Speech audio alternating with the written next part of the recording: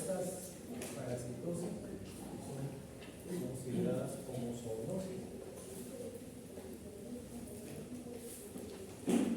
Eso es lo que vamos a hablar. Solo para recordar los nematelmitos, ¿no? Están incluidos ahí los áscaris, los pichuras, ¿no? El lebreo vermicular, que son circulares, ¿no? Las funcionarias. A diferencia de los platelmintos, ¿no? Que son de cuerpo plano. Y ahí incluyen los cestos y los tremátodos. Los cestos, ¿por qué? Porque son segmentados, ahí están las telas. Y los tremátodos son no segmentados. ¿No? Entonces, tanto los cestos como los tremátodos son gusanos aplanados. Pertenecen a ese filo. Son los cestos, que son acintados o planos, y los tremátodos que tienen la forma de una hojita, que son únicos. A diferencia de los cestos que están constituidos por varias estructuras, su cuerpo tiene varias zonas. En el caso de los cestos, tienen la forma de una cinta. En el caso de los tremátodos, ¿no? Son una forma como de una hojita. Ambos son hermafroditas. No es como en el caso de los nemátodos que vimos de que había macho y hembra, ¿no? En el caso de los platelmitos son hermafroditas. En una sola estructura se van a poder encontrar los dos sexos. Tienen aparato excretor y nervioso rudimentario. Lo que respecta a los cestos, se van a reproducir a través de huevos, ¿no? Y van a contener una estructura que se llama escoles, o la cabeza, ¿sí? En esa cabeza van a encontrar ventosas, y en algunos de ellos van a encontrar algo que se llama rostel, ¿sí? En alguno de ellos este rostel puede tener estos ganchitos que van a servir como medio de fijación. Los que no tienen ganchitos, los que no tienen rostel, van a tener estas ventosas que van a ser su medio de fijación. Luego de esta parte del cuello, ¿no? de esta cabeza, este escoles, viene el cuello, y del cuello viene el estrobilo, donde se va a dar origen a los proglótides. ¿Los proglótides qué cosas son? Los proglótides son la parte reproductiva que tiene estos tipos de parásitos. Entonces ahí es donde se van a encontrar los órganos masculinos, femeninos, ahí es donde se van a fecundar los huevos, ¿no? Y la principal función es la reproducción. Los proglótides se van a caracterizar porque mientras más cerca estén hacia la cabeza, hacia los escoles, son proglótides inmaduros, la parte media son los maduros y la parte terminal, ¿no? Son los proglótides ya grandes. Entonces, esto es un cesto, esto es una técnica, ¿no? Una cinta, es plana, está segmentada. ¿Sí? Ahí tiene su cabeza o escoles, su cuello y todo esto es en el cerebro. ¿Sí? A diferencia de los platelmitos que tienen una formita de una hojita, son únicos y no son segmentados, ¿no? Son hermafroditas. En el caso de los cestos, esto es una proglótide, este segmento es una proglótide, van a encontrar útero, testículos, ovarios, ¿no? Y un agujero genital. Esos son los cestos. En el caso de los tremátodos, tienen la forma de la hojita, solo son únicos, no son segmentados, y de la misma manera van a contener, ¿no? Igual, ovario, testículo, ¿no? El pene, son hermafroditas. ¿Ok? Y lo que respecta al aparato excretor, es un aparato excretor rudimentario, ¿no? En el caso de los tremátodos, ¿no? Tienen esta estructura que se llama protonefridio, que va a cumplir las funciones del sistema excretor. Además de eso, tiene un sistema nervioso rudimentario, tiene cordones nerviosos laterales, ¿sí? Y tiene un ganglio central cerebral. Además de eso, en el caso de los tremátodos, tiene dos estructuras, ¿no? Que se denominan ocelos. Y en el caso de los cestos, ¿no? Esto es una proglótide, ¿no? También tienen estructuras nerviosas rudimentarias, ¿no? Que son laterales. En Esto le va a permitir, con coronas nerviosos laterales, esto le va a permitir que esta proglótide tenga un grado de movimiento. Igual sucede con el aparato reproductor en los tremátodos, ¿no? Tiene el oviducto, la glándula vitelógena, ¿no?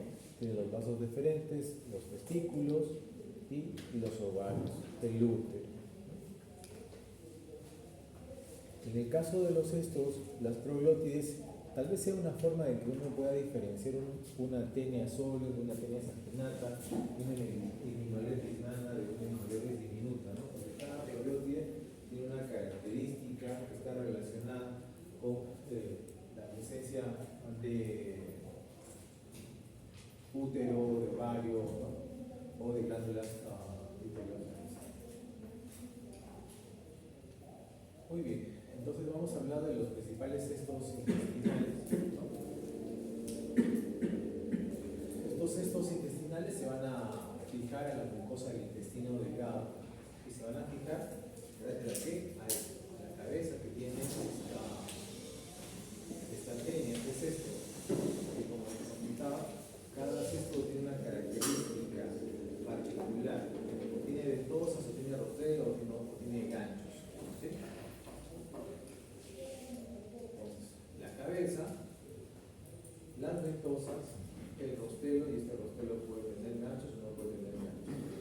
Luego viene el cuello, y del cuello van a ser el estrodilo, de donde van a salir las proglótides. Mientras las proglótides estén más cerca hacia la cabeza, se van a denominar proglótides inmaduras, ¿no? A medida que va pasando, es decir, que no están fecundadas. A medida que van pasando, ya son proglótides maduras, ya en la parte terminal ya las proglótides están grávidas. ¿Qué significa? Que ya los huevos, ¿no?, han sido fecundados. ¿Okay? En la parte final, la que se va a ir eliminando, puede que salga toda la proglótide entera por el ano, con las heces, o puede que la proglótide se reviente en el intestino y lo que van a salir en las heces van a ser los huevos. Va a depender de cada especie.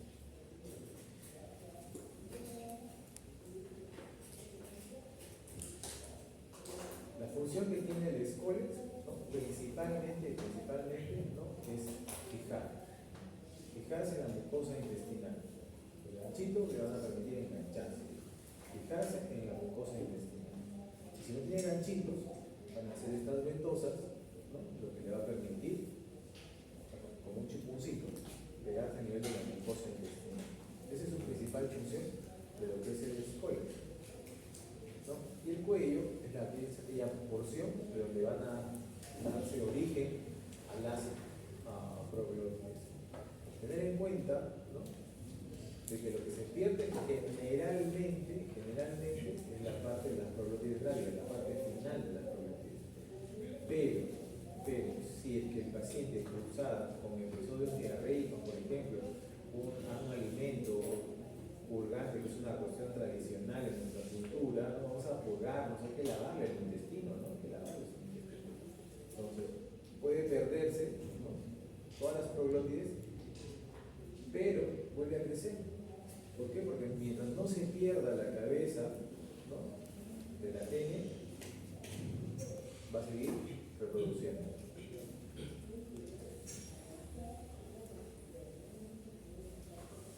Entonces todos van a tener un aparato digestivo, circulatorio, ¿sí?, pero rudimentario, cada proglótide. Y ellos se van a alimentar básicamente por absorción directa, por difusión de la superficie, ¿no? No es de que ellos vayan a comer acá por el rostelo o por las ventosas. De los cestos de importancia médica, ¿no?, que tienen ustedes, ¿sí?, la tenia solis, la tenia saginata, el vitiligo. La primera clase, recuerdo que les presenté como caso clínico en la parte de la introducción a la citología, un caso de una paciente mujer, ¿no?, universitaria, de 20 años, creo que era, 24 años de edad, que fue al consultorio externo, cuadro de cansancio, adinamia, ¿no?, y cuando tomamos un hemograma tenía una hemoglobina en 4 o en 5, ¿no?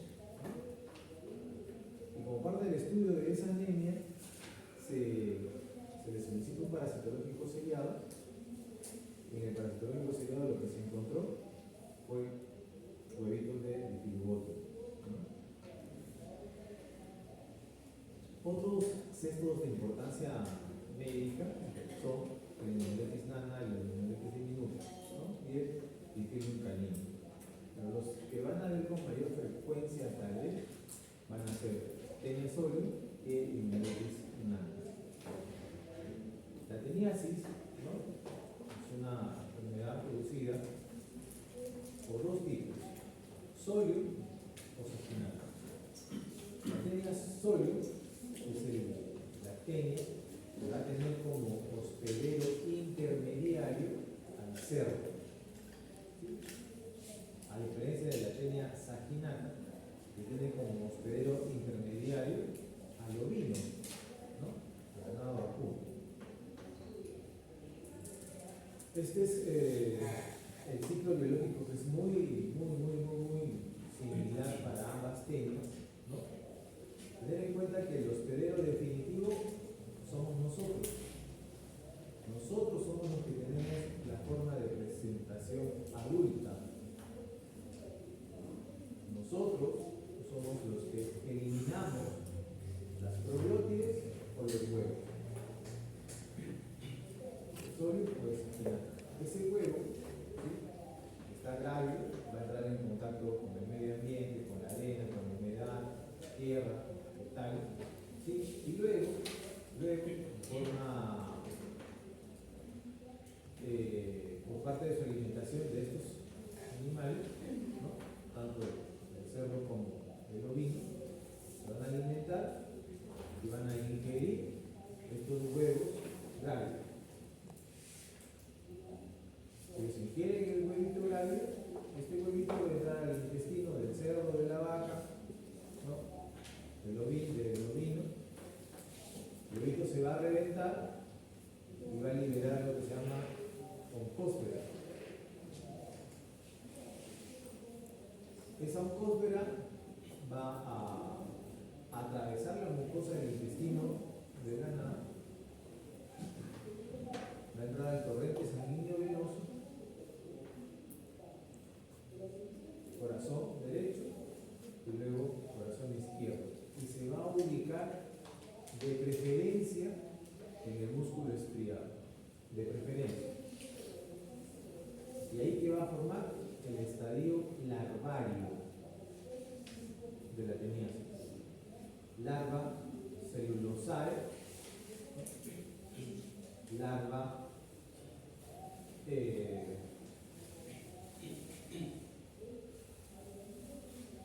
del cerdo, ¿no? Del ovino. En el caso de la Hymeneolepis nana, ¿no? También es una tenia que es mucho más pequeñita, ¿no? Igual, el adulto va a estar en el intestino del ser humano, y esta Hymeneolepis nana va a eliminar probiótides, va a eliminar huevitos, más que probióticos, huevitos, ya grandes, ¿sí? Envenenados. Estos huevitos caen en el medio ambiente y van a seguir dos ciclos. Un ciclo que puede ser que el hombre directamente se contamine con ese huevito, ¿no? Y se infecte nuevamente.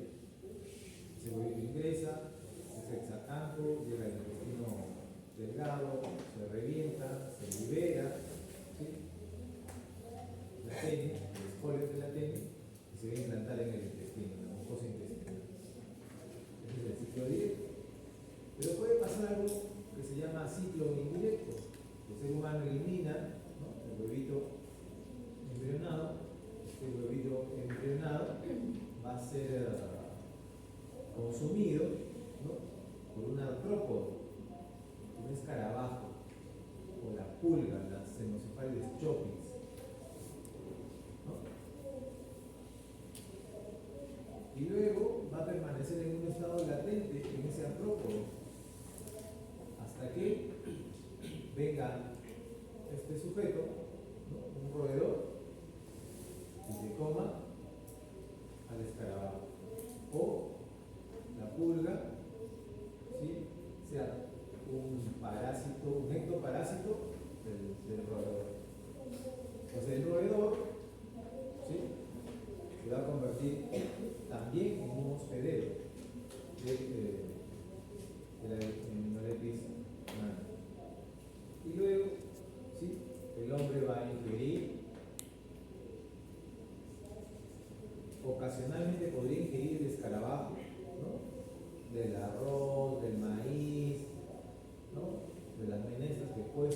contaminado ese escarabajo, podría accidentalmente consumirlo, o porque el proveedor va a dejar los huevitos. La otra parte del ciclo es la autoinfección. El Lepis nana revienta las probiotics en el intestino, ¿no?, del ser humano, ¿sí? Y estos se van en la luz intestinal, van a reventarse los huevitos, van a salir las oncósferas, estas oncósferas, ¿no?, van a atravesar la mucosa y se van a fijar en el intestino del adulto. O sea, autoinfecta.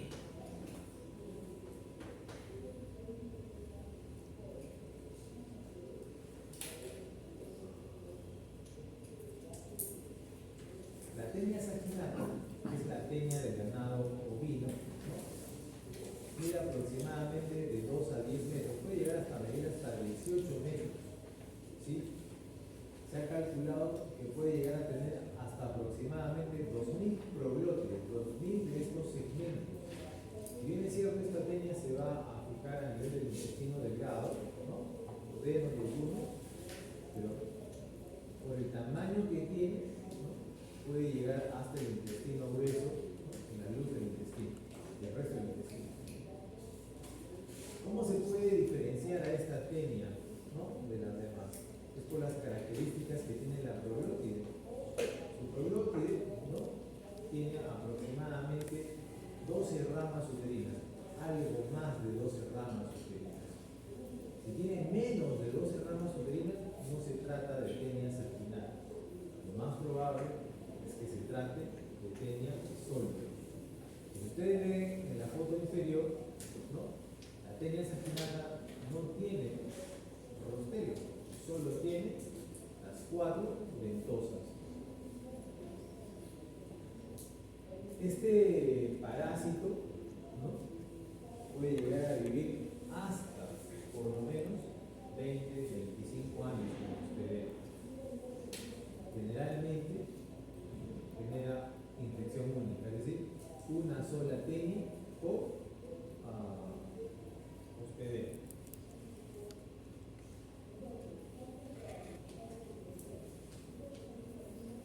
Tres formas adopta el parásito tenia saginata: el adulto, ¿no?, pero tiene el ser humano; la forma larvaria, que está en el ganado ovino; y el huevo, que es eliminado junto a las probióticas. Adulto, larva, músculo estriado del ganado, y huevo, que puede estar en el medio ambiente o en las heces, ¿no?, o el ser humano. Si ustedes tienen, eso lo van a ver en el laboratorio, ¿no? Acá está el Scolex, 4 ventosas, no tiene ganchos, no está armada. ¿Sí? Y algunas de las características para que puedan ustedes diferenciar, ¿no?, el probiótide de tenia saginata. Si ustedes tienen, ¿no?, tenia saginata, la parte inferior, ramas uterinas, 12 o más de 12 ramas uterinas. A diferencia de la tenia solvere, ¿no?, menos de 12 ramas uterinas, son más gruesas, más escasas. Tenia saginata, ¿ya?, puede eliminar probiótides enteras, ¿ya? Y estas probiótides enteras tienen movimiento, recta. Lo mismo sucede con el bifidobacter. En el caso de la paciente que les presenté en la primera clase, ella lleva, además, lleva el papelito higiénico, en el papelito higiénico enseña las probióticas. Y estas se pueden mover.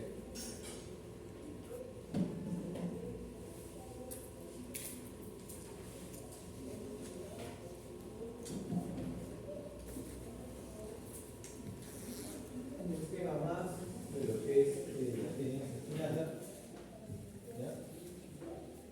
definición, tenía solo cuatro ventosas, pero tiene un rostero, y en ese rostero tiene una doble cadena de ganchos, y eso se denomina armado. La presencia de la doble cadena es un escoles armado. Tenía sólido, ¿sí? Hospedero, donde está el cisticerco, la forma larvaria es el cerro. ¿Ya? Ese cerro. A diferencia de esa ginata que es el ovino. Puede llegar a medir hasta 5 metros, tiene un menor número de proglótides, ¿ya? Y como les decía, la forma diferencial es porque tiene un número menor, ¿no?, de estos fragmentos uterinos, ¿no? En el caso de solio puede haber infección múltiple, a diferencia de tenia saginata, que generalmente es una infección por uno solo, ¿sí? Tienen un escólex con 4 ventosas y una doble corona de ganchos. Tiempo de vida, 20 años, yeyuno ilio. Cada proglótide puede eliminar entre 50.000 a 100.000 huevos, ¿no?, de este parásito.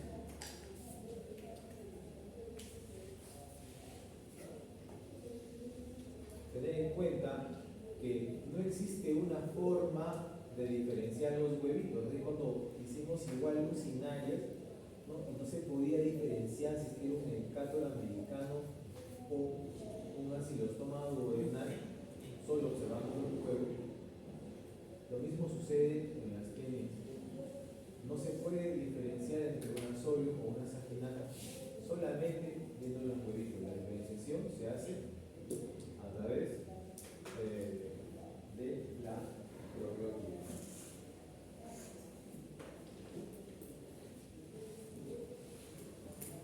En el caso de tenia solio, ¿no?, en el caso de tenia solio,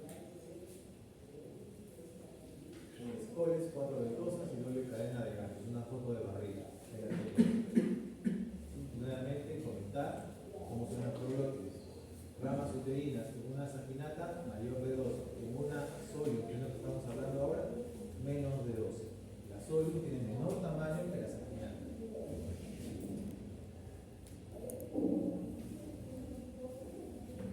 Esto van a verlo en la práctica, les van a presentar una proglótide de tenio que va a poder ver, ¿no? O tendrá cuántas ramas uterinas, más de 12. Esa saginata, probablemente, ¿no? Es lo más probable, menos de 12 es sólido, que va a poder ver eso en su práctica. Y va a poder identificar los ovarios, los testículos, ¿no?, el poro genital en esa proglótide. Ambas parasitosis van a afectar al ser humano, pero tal vez la que tiene mayor impacto clínico es la tenia solio, porque la tenia solio va a producir algo que se llama cisticercosis, neurocisticercosis. Es lo más frecuente, ¿no? Puede haber cisticerco en el ojo, en la rodilla, en el corazón, en cualquier parte del cuerpo. Pero, ¿ya?, en el caso del hombre puede producir neurocisticercosis.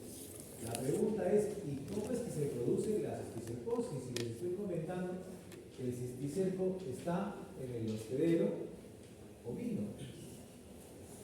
Yo no tengo cara de ovino, ninguno de nosotros, ¿no? ¿Cómo es que se produce el estadio larvario? Lo que pasa es que existe una autoinfección.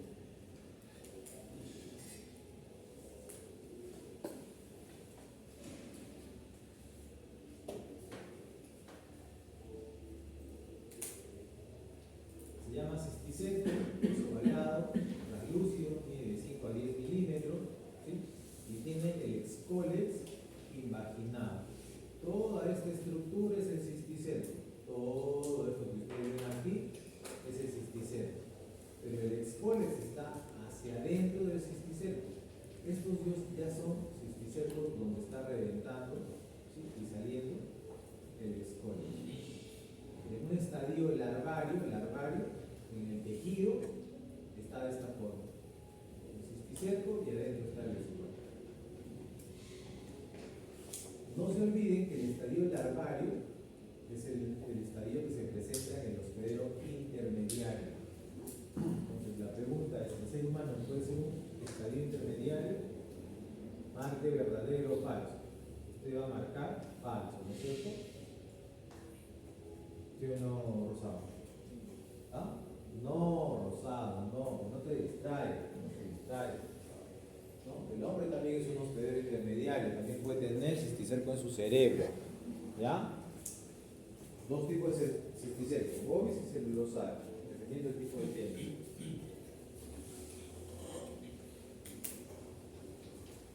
Hombre tiene la forma de presentación adulta, ¿sí? Yo me voy a la, ¿cómo se llama la chicharronería que queda allá? ¿Cómo se llama? Donde todo vuelve, ¿no? Ahí, exacto, ¿no? Ahí, eso es lo que quería escuchar, eso es lo que quería escuchar, ¿no? Te va y se come un chicharrón. ¿Usted va a tener cisticercosis por comer chicharrón? Yo les pregunto esto, ¿saben por qué? Porque en el hospital un día se me ocurrió preguntar a internos, enfermeras, médicos generales, médicos especialistas, y todos decían que sí. Entonces ahora me toca preguntarle a usted. ¿Sí? Yo como chicharrones y me da cisticercosis.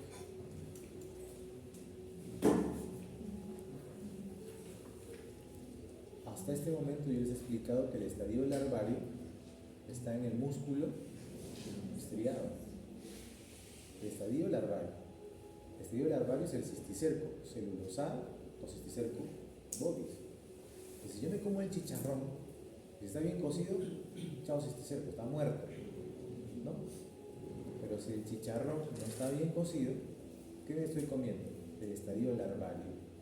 Y la larva, ¿no?, llega al estómago, se ablanda con el jugo gástrico, llega al duodeno, sale. ¿Qué va a salir? El excolex, que estaba imaginado dentro del cisticerco. ¿Y qué va a hacer el excolex? Cuando tiene su ganchito, ¿no?, se va a armar y se va a anclar. Entonces, por comer chicharrones, ¿me das cisticercosis? No. Sí.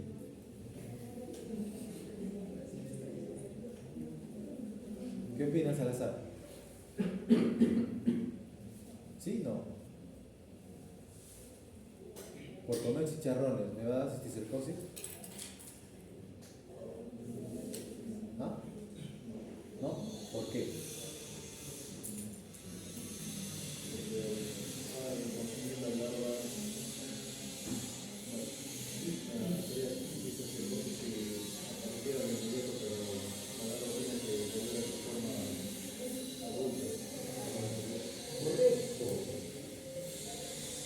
La larva tiene que pasar al estadio adulto. Acá está el músculo y en el músculo está la larva, el cisticerco. Larva igual cisticerco. ¿Ya? Pues ahí está metido. Si yo me como el chicharrón con la carne semi cocida, voy a comer esto. Esto va a llegar a mi intestino y se va a reventar. ¿Qué va a salir? El escólex, que es lo que va a formar al parásito adulto. O sea, no es larva. Entonces, a mí no me va a dar cisticercosis por comerme el chicharrón o por comerme, ¿cómo se llama?, una parrillada término medio. No. Lo que a mí me va a dar es teniasis. Teniasis. Es diferente que este señor, ¿no?, elimina el huevo y ese mismo huevo de tenia, no me refiero a otro huevo, huevo de tenia, ¿no?, lo vuelve a ingerir. O a través de su intestino, el huevo, en la proglotia, en el mismo intestino de este ser humano, elimina el huevo y ese huevo, la mucosa la revienta, sale, se mete a la mucosa del intestino, la atraviesa, entra el torrente sanguíneo y se va a todo el cuerpo. Y ahí sí va a formar un cisticerco. Pero no porque comió chicharrones, parrilladas, no, no por eso. ¿Ya? Como yo voy a seguir trabajando en este hospital, ustedes van a hacer su internado ahí. ¿Ya? Ahí van a ir, la gran mayoría va a ir ahí, es que no vamos a encontrar, le voy a preguntar. Como ahora estoy preguntando a los alumnos de hace 3 ciclos atrás. Ay, de ustedes que me digan, sí, pero comió chicharrones. Acá está, ¿no? Su tomajo que van a comer ahí en. ¿Cómo se llama? ¿Dónde comen el tomajo? Su parrilla. ¿No? ¿Dónde? En los suros, ¿dónde está? ¿Ves? 3/4, ¿sí o no? No, término medio, ¿no? Entonces, cuando tú pidas tu parrilla, término medio, 3/4, tienes que. Looking. ¿Ya? Porque si no, estás comiendo larvitas de Taenia saginata, ¿ya? O vas a comer tu parrillada familiar, así, 3 carnes, ¿no? Y te toca tu chanchito también, igual, ver, porque si no estás comiéndote tú, larvita de Taenia sólido. Ahí está, ¿no? Cisticerco celulosal, que es Taenia sólida. Pero si ustedes le dicen bien cocido, es fea, la parrillada bien cocida, ¿no? Seca, ya no va a haber cisticerco, ¿no? Está muerta. Pero comida fea. Bien, entonces, cuando el adulto está en el intestino, no suele causar tanta molestia, tal vez un poco de distensión abdominal, estreñimiento, ¿no? Por su presencia solamente puede haber un poco de inflamación a nivel de la mucosa intestinal, ¿no? Algunos pacientes pueden tener distensión, dolor abdominal, pero no hay mayor sintomatología, ¿no? El problema es aquí. Si el cisticerco, ¿no?, se va al cerebro, ¿qué va a haber? Va a haber neurocisticercosis. Dependiendo de dónde se ubique, el paciente puede tener convulsiones. Dependiendo de dónde se ubique, el paciente puede tener dolor de cabeza. Dependiendo de dónde se ubique el cisticerco, el paciente no va a poder mover un brazo, una pierna, ¿no? O de repente no se ubique, el paciente va a tener convulsiones. ¿Sí? La sintomatología más representativa, pero no la más frecuente, es cuando el parásito está en su estadio larvario a nivel cerebral. También puede estar en el ojo, también puede estar en la articulación, en el corazón, en otras partes también, ¿no? Pero generalmente tiene una predilección a nivel cerebral, ¿no? Y como dice ahí, la gran mayoría de casos de Taenia son asintomáticos, ¿no? Utiliza el trastorno, utiliza el trastorno, tenemos grado abdominal. No me cae mal la comida, no me mucho.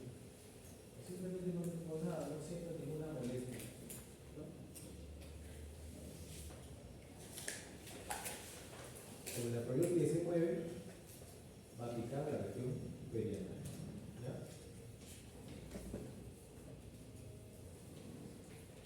Taenia saginata, tiene un corte de cerebro, entonces lo pico, ¿no? Parece un queso, ¿no?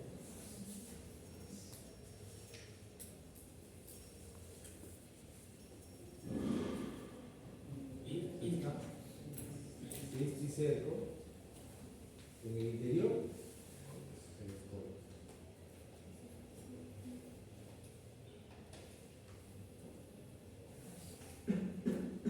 Y eso también puede haber en el ojo, ¿ya? Esta es una parasitosis de distribución mundial, ¿ya?, que tiene que ver mucho con los hábitos alimenticios.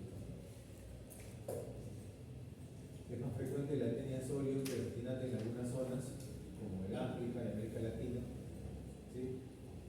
¿Y es por qué? Porque nos gusta comer cierto tipo de alimentos, ¿no?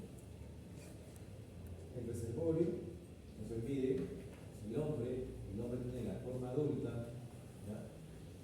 ¿Sí? ¿Cómo se transmite esta enfermedad? O sea,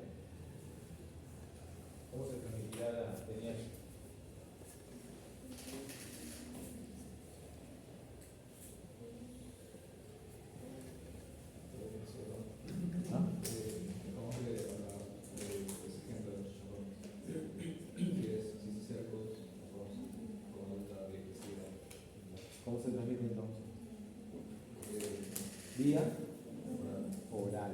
¿Verdad? La transmisión es vía aérea, vía oral, contacto directo, ¿no es cierto? Y en el caso de teniasis es vía oral. La gran mayoría de parasitosis es vía oral. En algunas de ellas, fecal, oral.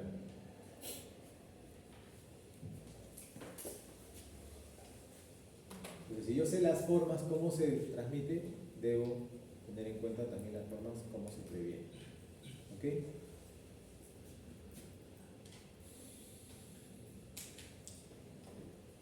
Si yo sé dónde se ubica este parásito, ¿cómo puedo hacer el diagnóstico? Doctora, ¿cómo hago el diagnóstico? Si sé que ese parásito se ubica en el intestino. ¿Cómo se llama? Pati. La mano. ¿Cómo se trata? ¿Cómo puedo yo ubicar ese parásito, hacer el diagnóstico de ese parásito?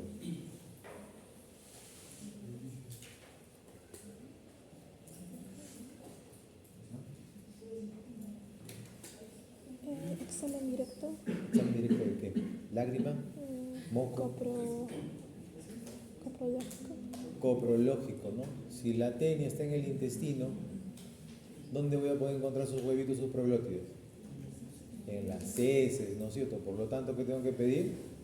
Un parasitológico seriado, ¿no? Un parasitológico fresco. O identificación de especie, ¿no? Porque ya la paciente, como les contaba, doctor, mire, esto me ha salido por ahí.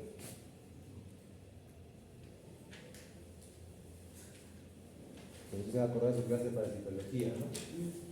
La práctica, que hicieron con el doctor Ramos, estaban como, igualito. Examen directo de la proglótide, ¿no? De la estructura que le van a traer, ¿sí? Examen microscópico, muestra de heces, examen directo, concentrado, ¿sí? Y si el paciente llega a la emergencia convulsionando, no ha eliminado nada. Llega convulsionando, ¿qué puede ser? ¿Una epilepsia? Sí, claro, puede ser. Tomografía, lo que hay que ver es una epilepsia estructural, orgánica, ¿no?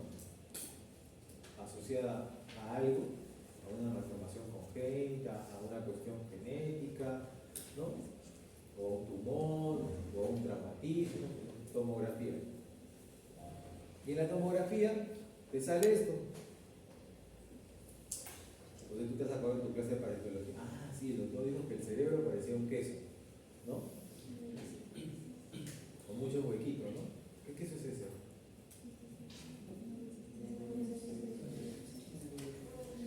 No entendí, honestamente.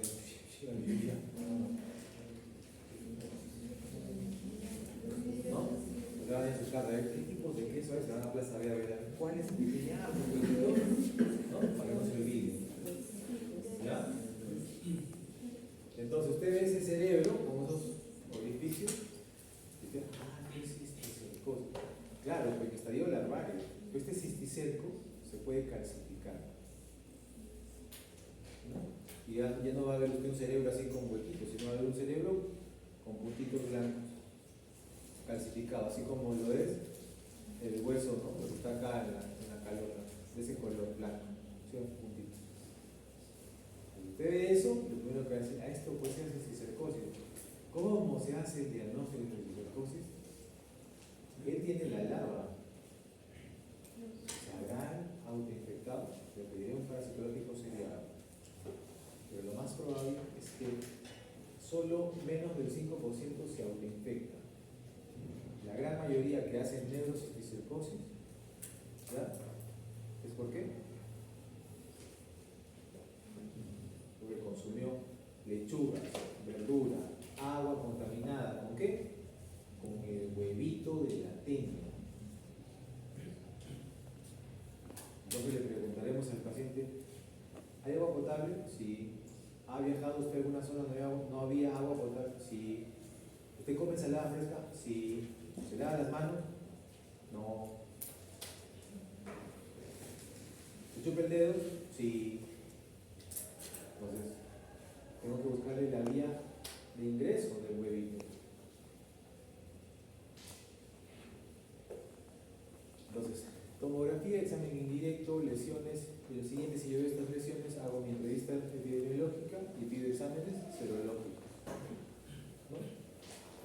ELISA, Western blot, inmunofluorescencia, hemoglobinación, para hacer diagnóstico de neurocitosis. ¿Listo? Entonces, dicho eso,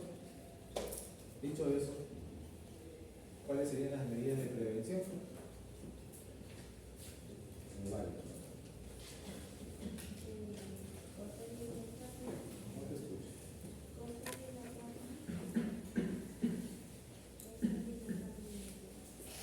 Muy bien, sancochar bien la carne. Porque yo sancochando bien la carne, voy a evitar que me dé teniazo. ¿Ok? ¿Qué más?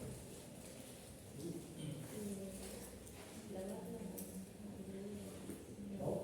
Lavar adecuadamente la fruta, toda aquella que sea manipulada. La fruta, los vegetales, las hortalizas que pueden ser regadas con agua, contaminadas, con heces, como para el huevito, ahí tengo que lavarlo bien, ¿no? Gracias. ¿Qué más? Hervir el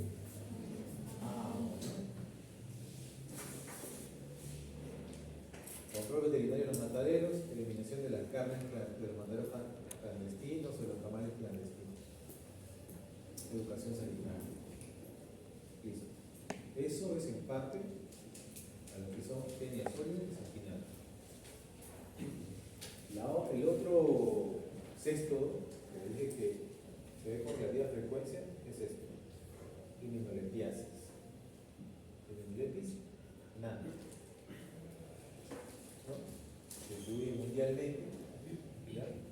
Generalmente afecta a ratones, ya les expliqué el ciclo con una sucinta, y también a ¿no? El agente biológico de la immunolepiasis y la immunolepis nana. Existen dos tipos de immunolepiasis: immunolepis nana y immunolepis diminuta. Esta immunolepis nana es una de las que afecta con mayor frecuencia al ser humano. ¿De quién? A los niños. Este immunolepiasis puede completar su ciclo en un solo hospedero.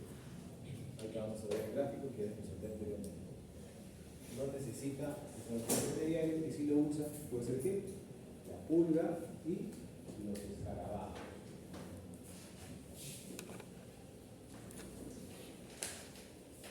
Es una tenia pequeña,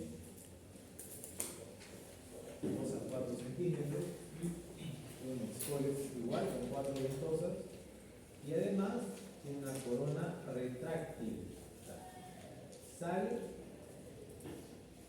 ingresa, ¿no? Y presencia de corona radiada de ganchillo. El cuello de esta immunolepis nana es un cuello relativamente largo, delgado, ¿sí? Aproximadamente puede llegar a tener hasta 200 probióticas. Con el tamañito que tiene, que ustedes van a poder diferenciar en el laboratorio, ¿no? En la probiótica del immunolepis nana es muy característica, no se parece en absolutamente en nada a la tenia sodio, a la tenia sanguinaria. Este es el huevito, el immunolepis nana, mide aproximadamente 40 micras a 50 micras. Algo que caracteriza es esto: una envoltura, una doble envoltura, una capa gruesa.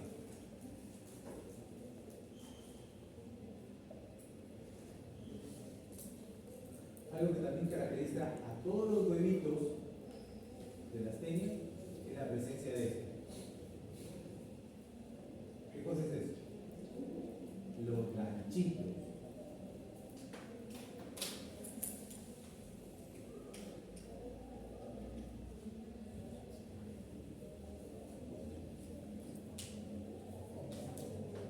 ¿Dónde habita la immunolepis nana? En el intestino delgado, en el hígado. Y este es el gráfico que yo les presenté al inicio.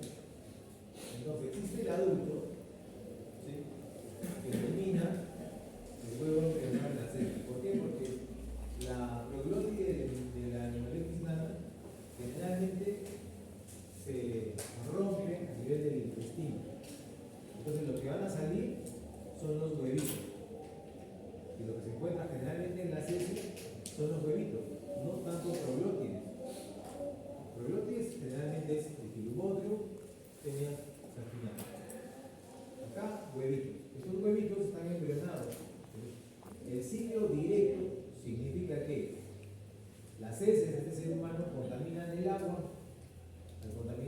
agua, contaminan los vegetales o simplemente el agua cruda que uno va a ingerir. Él ingiere los huevitos en los alimentos, en el agua o porque no se lavó las manos. Ciclo directo. Consume el huevito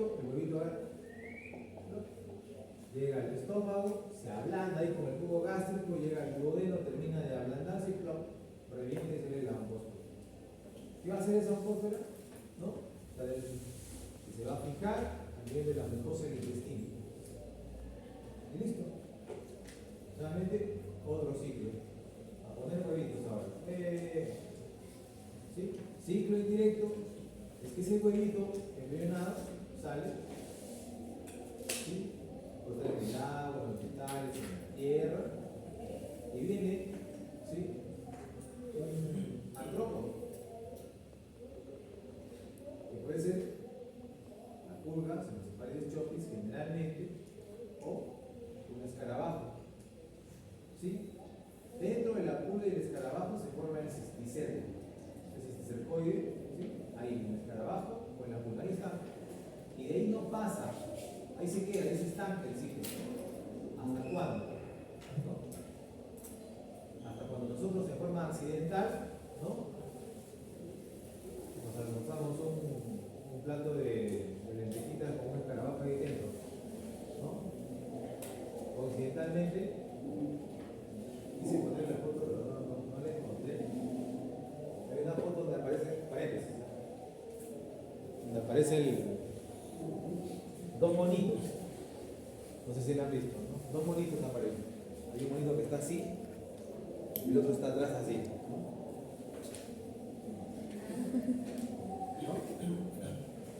Está comiéndose sus piojitos, ¿no? Entonces, lo que va a pasar es eso. Que nosotros vamos a entrar en contacto con el escarabajo, que podríamos infectarnos de esa manera, ¿sí? O a través de este roedor, se come el escarabajo, se come la pulga y va a empezar a eliminar los huevitos. Y nosotros nos vamos a contaminar con los huevitos que está eliminando en el roedor. Los huevitos están contaminando los vegetales, las verduras.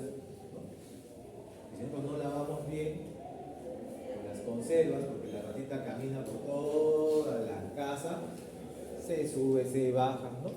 Si yo no... ¿Quién toma cerveza en lata? Que levante la mano. No están sus papás.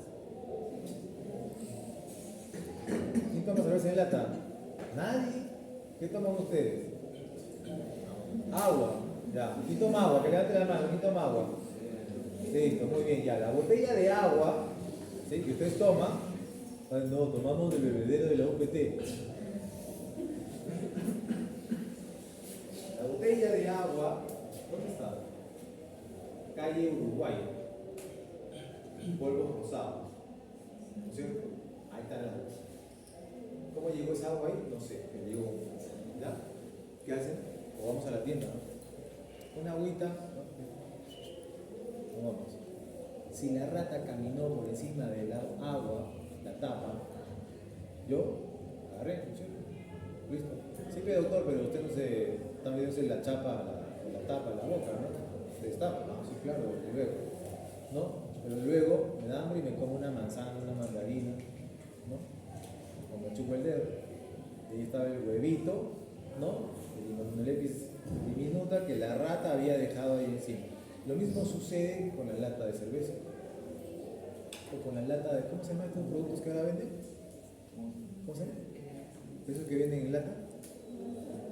¿Cómo se llama? ¿Gaseosa? Ya, aparte de la gaseosa, los otros.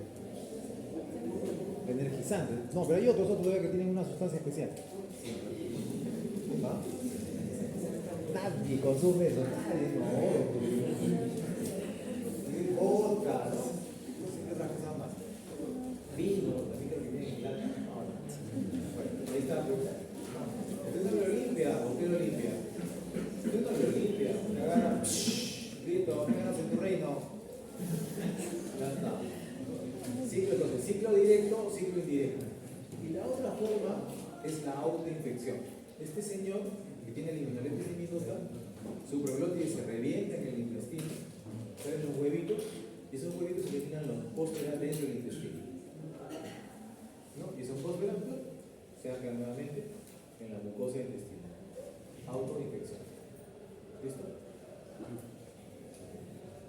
Y ahí está.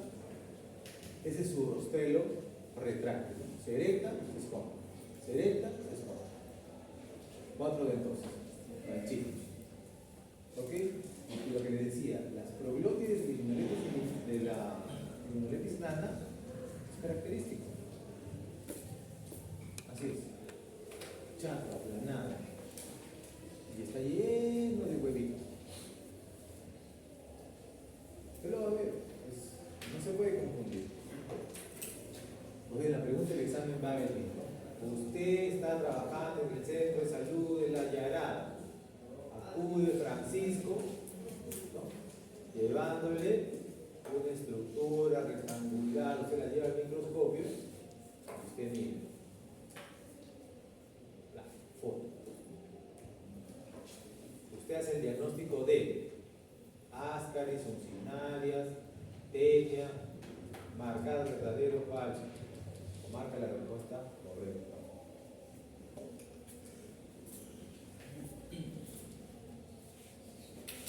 Epidemiología, distribución mundial, ¿no? América del Sur, Mediterráneo, el reservorio del ser humano, la vía de transmisión digestiva, ingestión de huevos o de larvas cisticercoides en el caso que uno consuma el escarabajo. Por error. ¿Qué cosa? No sé, ¿alguien conoce la masca?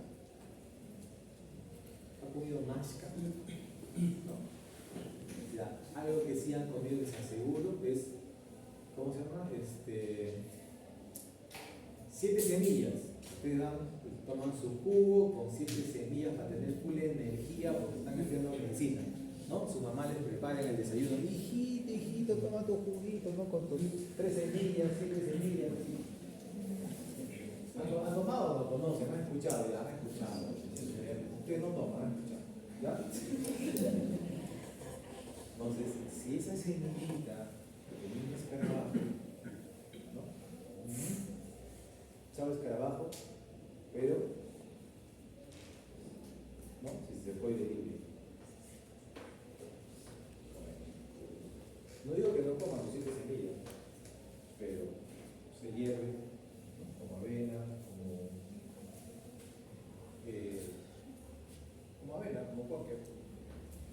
Bueno, póker es la marca, ¿no? Listo. ¿Qué síntomas suele dar? ¿No? Síntomas gastrointestinales inespecíficos, la gran mayoría son asintomáticos, pues diarrea, vómitos, anorexia. Y si yo sé el parásito que está en el intestino, ¿cómo va a ser mi diagnóstico? Parasitológico sería exámenes concentrados, directos, ¿no? O sí, Francisco, Carlita, Panchito, entonces me traen la proglótide, examen del estructura, ¿no? Directo. ¿Cómo identifico? Por las ramas superiores. Ahí está. Acá faltó la proglótide diminuta que es chata, claro, estas son largas. ¿No? Ramas uterinas más de 12, menos de 12, los huevitos casi muy similares. Ya saben que la profilaxis es una adecuada disposición de las heces, ¿no? Del ser humano, porque él es el portador. Educación sanitaria, lava de la mano, lava la verdura, ¿no? No te chupes el dedo. Y bueno, algo pequeño de limnolepis diminuta, ¿no? Para que vean sus proglótides igual planas, pero en este caso, miren, no está lleno de huevos. Acá, unos cuantos nada más. A diferencia de limnolepis nana. ¿Okay? Y los huevitos muy similares. Este parásito es más grande que el limnolepis nana, puede medir de 20 a 60 centímetros. ¿Ya? En los coles, que no tiene ganchos, ¿ya? Pero sí tiene 4 dentosas. Los proglótides son cortos, anchos. Los maduros tienen los órganos genitales en ambos sexos y desembocan en un poro genital lateral. Listo, el huevito, ¿no? Igual una pared doble, gruesa, ¿no? Y en el interior la póster.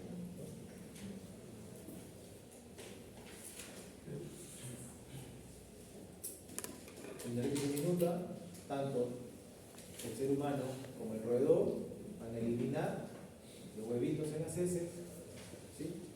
El preintermediario, que es un artrópodo, ¿no? En el intestino del artrópodo de la apóstole, y ahí se va a formar cisticercoide. Que luego la ratita puede comer el cisticercoide del artrópodo o accidentalmente nosotros consumimos al artrópodo. ¿Listo?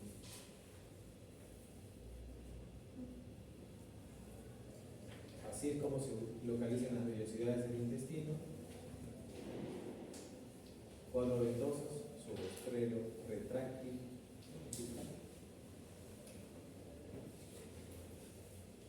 Las proglótides, ¿no? Aplanadas, anchas, aplanadas, tienen su poro genital. Y los huevitos, el cisticercoide.